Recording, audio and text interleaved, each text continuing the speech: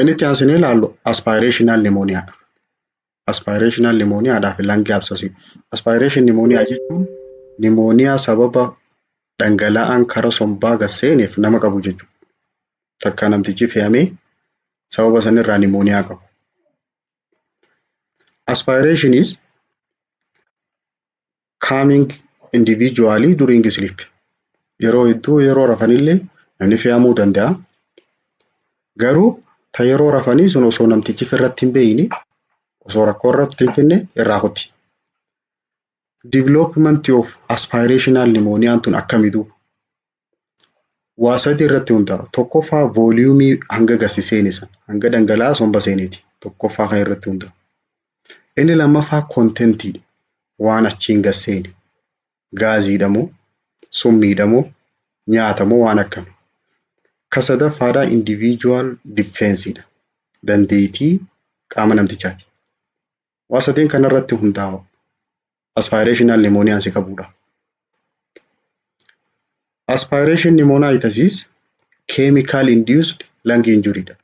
Sababa keemikaalaatiif eega waan aasidiin garaachaa afaan somba gasiseente miidhaa sombarra dhuftuuni aspirational pneumonia jaan. Aspiration pneumonia ni pulmonary pathology dha. Dhangala'aan kara maleedhaan karaa qilleensaa seenuu kana. Kanaani aspirational pneumonia jaan. Hiikkaan isaa hedduudha. Dhangala'aan kun karaa qilleensaa kana akkamii gad seena? Tokkoffaa sababa posiitioniidhaati. Inni lammaffaadha due to inability of sphincter wanni silaa karaa qilleensaatii fi nyaataa kan addaan dhoorka yoo laaffatte. Mixed microorganismiidhaa jira kan dhukkuba kana fidu. Amma gaa baakteeriyaan bakka garagaraa jira. Inni garaacha keessa jiru yoo somba dhaqe achi dhukkuba fida. Inni afaan keessa jiru yoo somba keessa dhaqes dhukkuba fiduu danda'a. Kanaaf baakteeriyaan shanyiin sadeenuu dhukkuba kana fiduu dandeessi. Warreen bakka oksijinii jiraatan jiru ha jiraatanii fi warreen bakka oksijiniin hin jirrellee jiraachuu danda'an. When left untreated namni tokko yooniif sababa fe'ameen pneumoniaan qabee wallaanamuu baate rakkoon isa kanarra dhuftu maali? Lung abscess dhufu. Madaa'uu sombaa itti dhufu. Sombi isaanii ni madaa'a. Necrotizing pneumonia itti dhufu. Necrotizing pneumonia jechuun sombi kuni du'uu jechuu godaannisa tahee guutuutti. Impheemalleen dhufuu danda'a. Eelaan keessa guutuu danda'a.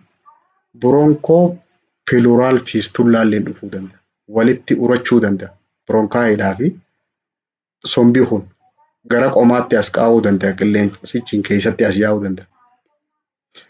Major risk factoriin namoonni isa kanaan qabamuu danda'an. Inni jalqaba altered consciousness-dha. Of beekuun kee yoo jijjiirame. Fakkeenyaaf drug overdose fa'aa fudhattee alkoolii fa'aa dhugdee of wallaalte. Seizure fa'aa yoo qabaatte gaggaba fa'aa general anesthesia fa'aa yoo si haduuchan fa'aa waan of wallaaltuuf dhangala'aan karaa sombaa salphaa seenuu danda'a. Inni biraa neurological disorderidha. Rakkoolee narviidhaati.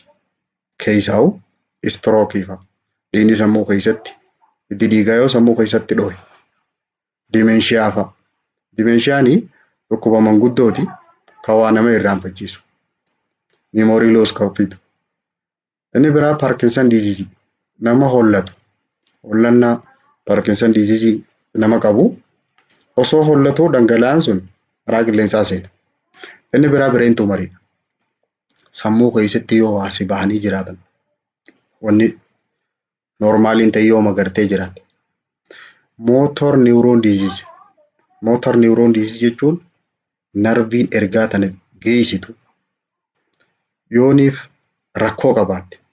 Ergaan yoo sammuurraa sirriitti ergamuu baatte qaamni isaan to'atamu.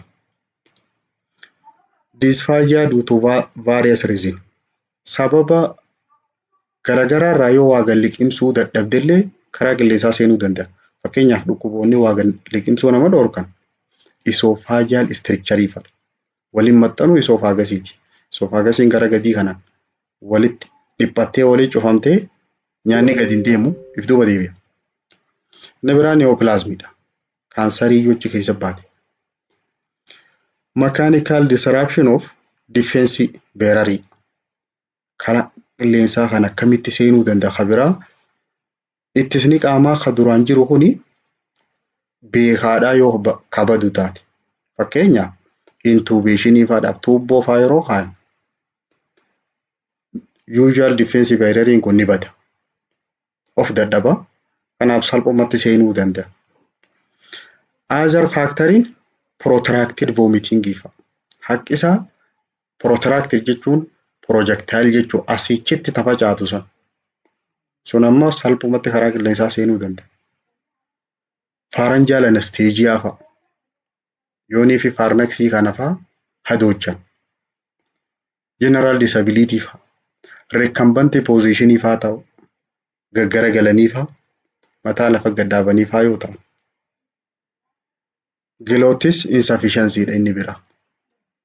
Epiglottiin kan karaa nyaataatii fi qilleensaa addaan dhorku kuni yoo rakkoo qabaate yooniif sirri duraa cufamuu baate kontentiin garaachaa salphumatti seenuu dandeessi. Mallattoon nama kanarra mul'atu maali? Aspiration pneumonitis yoo taate namtichi kun mallattoon isarra mul'atu ta jalqaba abrupt onset shortness of breath qaba. Osuma taa'uuti hafuura baafachuu dadhaba hafuurri itti ciccita. Taakka. Inni lammaffaa halluunsaa garagalti. Blue colorii ta'a. Yoo stethoscopeedhaan dhageeffatte sombasaa kirakilii dhageessa. Sagalee akka nama waraqaa caccabsuu san dhageessa. Sombasaa guutuu irratti. Plus low grade feverii qaba. Laayidaa salphaa qaba. Yooniif X-ray ilaalte chest imaging show infiltration agarsiisa. Waa keessa seenanii jiraachuu agarsiisa.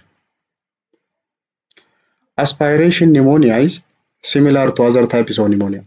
Akkuma pneumonia kaaniiti. Mallattoon isaa tuun kanarraa hafte. Qufaa qaba, laayidaa qaba, aahii qaba. And the shortness of breathing qaba. Patient with anaerobic organism may have indolent course fa'aa qaba. Jechuun namoonni baakteeriyaan kun walirra jaba. Baakteeriyaan achiin gasseene sun yoo anaeroobikii taate baakteeriyaa bakka oksijiniin hin jirretti wal horuu danda'u yoo taate xiqqoo keessa turu. Over several day or week guyyaa osoo mallattoo irratti mul'isu. Chill and rigor usually absent dha. Nama isa kanaan qabame hin hollachiisuus qaamni isaatis hin jajjabaatu. Sputum could be putrid. Aahiin isaa garuu pasii qabaachuu fi dhiisuu illee ni dandeessi. Investigationiin nama kanaa godhamu inni jalqabaa clinically mallattoon ammasitti himitan. Aspirationally mallattoon isaa tasuma hafuura baafachuu dadhabuu. Inni jalqabaa kana. It is another one is based on risk factor. Risk factor reefu jenne san of wallaaluu fa'a. Anesthesia fa'aa jala yoo seene. Dementia fa'aa yoo qabaate. Yooniif risk factorii kana qabaate ni shakkina. Chest X-ray abnormalitiin sa'aa meeqatti irra mul'atti? Raajiidhaan namtichi fe'amee hafuura baafachuu dadhabee yoo laale sa'aatii 2 keessatti irra mul'achuu dandeessi. It appear after 2 hours. Aspirational pneumonia adda baasuudhaaf wanni ati fayyadamtu lamaanuma kana. Clinical feature fi X-ray. Mallattoo fi chest X-ray qofa. Chest X-ray irratti maaltu mul'ata? Infiltration gugurraachomuudhaan mul'ata. Yooniif lower lobe takka ammoo superior lobe yoo taate necrosisiin takka bakki isiin duute yookaan banaan wanni akka uraadhaa irra mul'atti suuraa san irratti. Gene expert illee barbaachisa. TB dhamoo TB miti adda baasuudhaaf. AFP yookaan immoo gene expert AFP ni acid fast bacilli jaaniini qorannaa nama TB hin shakkaniif godhamu. Kunillee godhamuu fi qaba. Yoo aspirational pneumonia taate treatmentiin nuti goonuuf inni jalqaba oxygen kenninaaf. Inni jalqaba oxygen therapy. Aspiration of obstruction fluid dhangala'aa karaa san cufe san keessaa baasu saaggoone. Yoo hafuura baafachuu dadhabe oksijiin kenninaaf. Due to difficulty excluding bacteria amma sababa dhangala'uma kanaatu kana godhe moo baakteeriyaadha adda baasuu waan ulfaattuuf antibiyootikiin yeruma san kennamuufi. If no infiltration is developed after 72 hours sa'aatii dawaa kana kenninee fi raajii isaa laallee sa'aatii 72 keessatti infiltreeshiniin sun tuttuqqaan sun raajiirra yoo mul'achuu baatte antibiyootikii guyyuma san irraa dhaama. Achitti adda murra.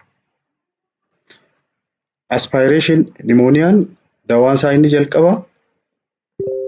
dawaan jalqaba kenninuufi community onset yoo taate parastilaayiniin amoksaasilin kilaabulineetii miligiraama 1000 gooneeti PO'dhaan ganamaa galgala 7 amoksaasilin kilaabulineetii jechuun oogmantiin jechuudha. Oogmantiinii miligiraama 1000 PO'dhaan ganamaa galgala 7 fudhata. Parastilaayiniin yoo maayildii ta'e dawaa afaaniyyuu fudhachuu danda'e namtichi. Yoo maayildii ta'e dawaa kana kenninaaf parastii irratti.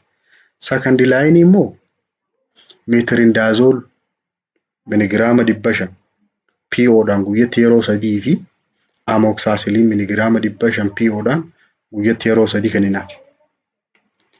Yoo namtichi kan peesiliin alarjii taate garuu amoksaasaan kan fudhanne yoo taate kilindaamaayisiin fudhata. Kilindaamaayisiinii miligiraama 450 guyyatti yeroo 3 7 yooniif maayildii ta'e dawaa afaaniin fudhachuu danda'a. Yoo immoo afaaniin dawaa fudhachuu hin dandeenye taate hospitaalaayizeeshinii kan barbaadu yoo taate ampisiliin salbaktam kennanii fi parastilaayinii irratti. Ampisiliin salbaktamiin kun yooniif baakteeriyaan ampisiliin kana ofirraa ittise kanaa wajjin wal bare irra dabalanii kennaniif. Kana dooziin isaa giraama 1.5 IV'dhaan guyyatti yeroo 4 kennaniif. Giraama 1.5 IV'dhaan guyyatti yeroo 4 torbaan tokkoof kennan parastilaayinii. Yoo kun fooyyessuu dide takkaa yoo kun jiraachuu baate dawaan nuti kenninuuf seeftiraaksanii fi meetirindaazol waliin kenninaaf. Seeftiraaksanii giraama 1 yookaan immoo giraama 2 IV'dhaan guyyuu. Yoo giraama 1 taate ganamaa galgala. Pilaas meetirindaazolii miligiraama 500 IV'dhaan guyyatti yeroo 3 torbaan tokkoof kenna. For patient with severe penicillin allergy yoo taate garuu clindamycin bakka bu'a. Hospital onset aspiration yoo taate garuu ka hospitaalumatti eegale yoo taate garuu sababa anesteejiyaa ta'eefadha achitti fe'amee pneumoniyaan achitti eegale maal kennanii fi parastilaayiniin peeparaasiliin taazobaktamii yookaan meeroopinam yookaan emipinam isaan kana sadiin keessaa tokko kennaniif. Yoo peeparaasiliin taate giraama 4.5 sa'aatii 6 jechuun guyyatti yeroo 4 torbaan tokkoof kennan peeparaasiliinii. Second line isaa CFP-dha. CFP third generation cephalosporin keessa jira. CFP shanyii seeftiraaksanii fa'aadha. Giraama 2 IV'dhaan guyyatti yeroo 3. Plus meetirindaazol. Meetirindaazoliin miligiraama 500 IV'dhaan guyyatti yeroo 3 kennama. Risk factor for methicillin resistance yoo jiraatu taate. Namtichi kun carraa baakteeriyaa dawaa wajjin wal baree kana qabaachuun isaa yoo shakkame vaankomaayisiiniin itti dabalama. Hanga yoomitti hanga laaboraatooriidhaan baakteeriyaan kun jiraachuu dhabuu isaa adda bahutti.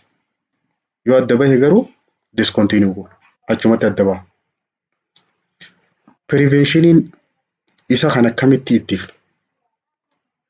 Preventive measurein especially warreen riskii ta'an san Keessaahuu warreen manguddoo ta'an, warreen ildarrii ta'an, istirookii warreen qaban meejor importanti preventiivii nuti fudhannu avoid intubationidha. Yoo danda'ame tuubboo karaa qilleensaa san kaayuu dhiisu yoo danda'ame. Inni lammaffaadha minimizing transport of ventilated patient if feasible. Yoo danda'ame carraa dhangala'aan karaa san deemuudha dhiphisu.